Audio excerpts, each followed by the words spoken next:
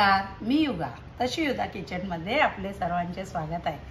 आज मी तुम्हाला उपवासाचा एक खास पदार्थ दाखवणार आहे। तो म्हणजे आमच्या घरी सगळ्यांचा आवडता आहे वऱ्याचा उपमा आणि शेंगदाण्याची आमटी।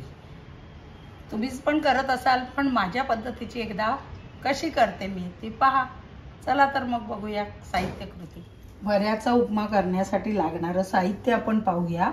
मी ही 1 वाटी वरी, त्याला भगर असंही म्हटलं जातं, त्याला हा दाण्याचा कूट, हे ओलं खोबरं, सैंधव मीठ, जिरे, एक उकडलेला बटाटा, फोडणीला मिरची आणि तूप घेतलेले आहे। आता जसं आपण कुठलाही भात करताना तांदूळ धुतो त्याच पद्धतीने ह्या वऱ्याचा तांदूळ मी आधी स्वच्छ धुवून घेणार। तो धुवून घेतल्या पद्धतीने वरी धुवून घेतली।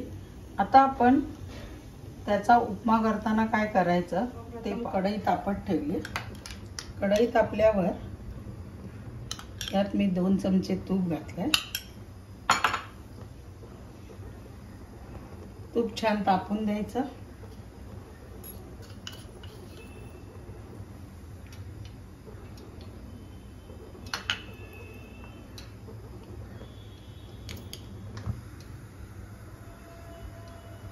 तूप तापल्यावर जिरे तडतडायला ठेवायचे।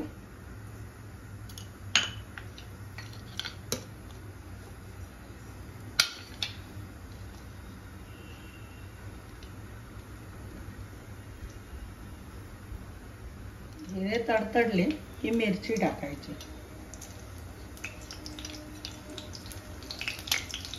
आपल्याला ज्याप्रमाणे तिखट हवंय त्याप्रमाणे मिरची टाकायची। नंतर हे धुतलेले वरी त्यात टाकायचे आणि ही वरी तुपात छान भाजून घ्यायची।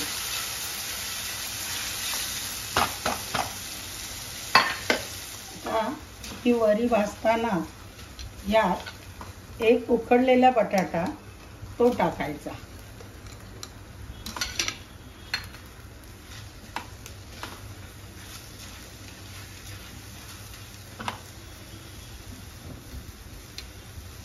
नंतर चवीप्रमाणे मीठ घालायचंय। तुम्हाला जे मीठ आवडेल ते घालू शकता। मी सैंधव घेतलेलं आहे मीठ। आणि मग यातच हा नारळाचं म्हणजे खोबऱ्याचा चव आहे तो पण टाकायचा आहे। हे सगळं परतत राहायचं छानपैकी।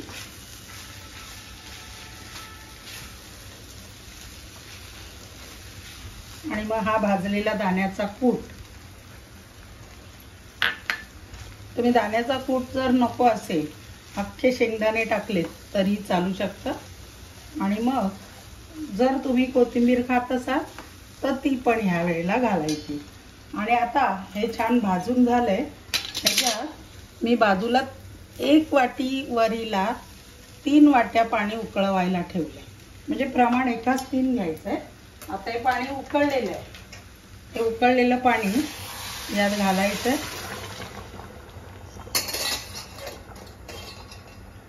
आणि आता हे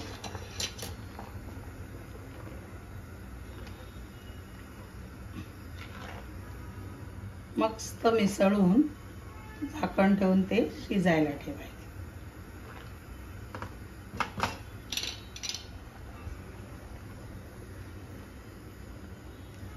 छान हलवून घ्यायचं। खाली चिकटलं म्हणजे कढईला परतत असताना कधी कधी वरी वगैरे ओली असते त्यामुळे चिकटू शकते, जळलेलं राहू शकतं, म्हणून छान हलवून घ्यायचं पाण्यात मिसळून। आणि मग आता ह्याच्यावर झाकण ठेवून थोडा मध्यम गॅस ठेवून शिजून दे। आता झाकण काढून बघूया। बघा आपला उपमा मस्त फडफडीत झालेला आहे, मोकळा। तुम्हाला हवं तर आता साखर लिंबू पिळू शकता, नको असेल तर याच्याबरोबर जी आमटी करतो त्यात चिंच गुळ असतो म्हणून नाही घातलं साखर लिंबू तरी चालेल। आता हा वऱ्याचा उपमा रेडी आहे। आता आपण शेंगदाण्याची आमटी करायची। मी हा दाण्याचा कूट, मी शेंगदाणे नेहमी भाजून दाण्याचा कूट करून ठेवते, म्हणजे पटकन कशालाही वापरता येतो। तो ज्या प्रमाणात आपल्याला आमटी करायची तेवढी शेंगदाणे घ्यायचे. हे 1 वाटी दाण्याचा कूट आहे, हा मिक्सरमध्ये घ्यायचा.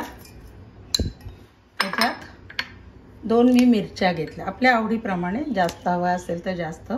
हे ओला नारळ थोडा, अर्धी वाटी, आणि 1 चमचा जिरे, आणि ह्यातच थोडं मीठ. आता ह्यात मी पाणी घालून हे बारीक वाटून घेणार. वाटून मी शेंगदाणे, मिरची, जिरं आणि ओला नारळ वाटून घेतलंय. आता फोडणी घालूया. आमटी करण्यासाठी कढई तापत ठेवली. कढई तापल्यावर त्यात परत 1 चमचा तूप. तुम्हाला जर हवं असेल तर तुपाच्या जागी शेंगदाणा तेल वापरू शकता, किंवा जे तुमच्या घरी उपासाला चालतं ते. आणि ह्याच्यातच 1 मिरची फोडणीला, थोडेसे जिरे,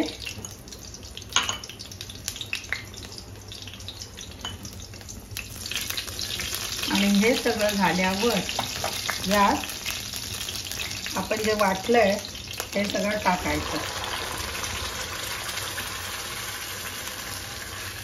आणि हे सगळं धुवून घ्यायचं पाण्याने. मिक्सरचं भांड्याला चिकटलेलं सगळं या पद्धती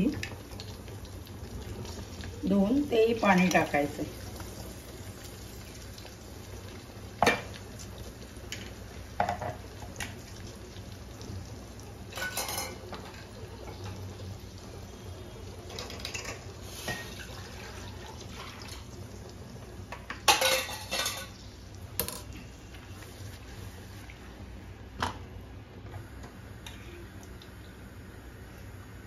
ह्याच्यात हे भांडं धुवून जेवढी आपल्याला आमटी हवी असते पातळ त्याप्रमाणे टाकायचं.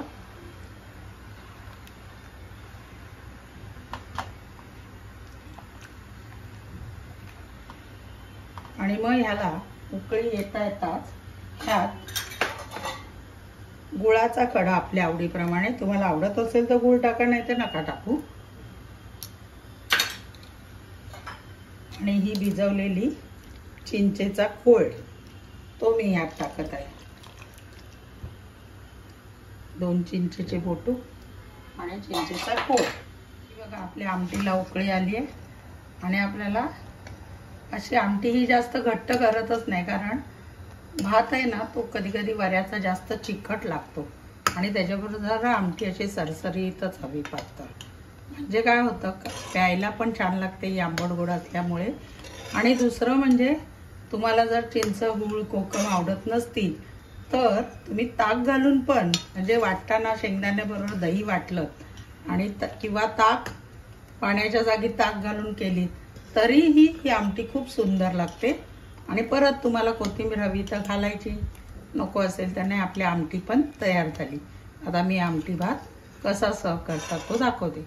नेहमीप्रमाणे तुम्हाला कोथिंबीर आवडत असेल तर घालू शकता. आता ह्याच्यात आपली आमटी पण रेडी. पाहिली किती झटकन होते, म्हणजे कारण काय आहे, शेंगदाणे आपण भाजून ठेवलेलेच असतात, वरी फक्त धुवून. आणि बटाटा हे ऑप्शनल आहे, घालायचं तर घाला, पण उकडून ठेवला तर एखादा बटाटा तो सोबत बटाट्याची भाजी केली तर एक प्रकारचं जेवण होतं. आणि आपण रोज रोज तेच जेवायचा कंटाळा आला तर मध्ये म्हणून पण वेगळं खाऊ शकतात. काही जण शेंगदाण्याची आमटी चिंच गूळ घालतात, काही जण कोकम घालतात, तर काहींना काहीही आंबट आवडत नाही. पण शेंगदाण्याच्या आमटीत चिंच गूळ घालण्यामागचा हेतू काय, तर शेंगदाण्याला पित्त होतं, आणि पित्त जाण्यासाठी किंवा पित्त होऊ नये, उपवासाच्या पदार्थाने बऱ्याचदा पित्ताचा त्रास होतो आणि तो होऊ नये म्हणून कोकम किंवा चिंच घालतात. कशी वाटली माझी रेसिपी? तुम्हाला जर आवडली असेल तर लाईक करा, शेअर करा आणि जरूर सबस्क्राईब करा. धन्यवाद.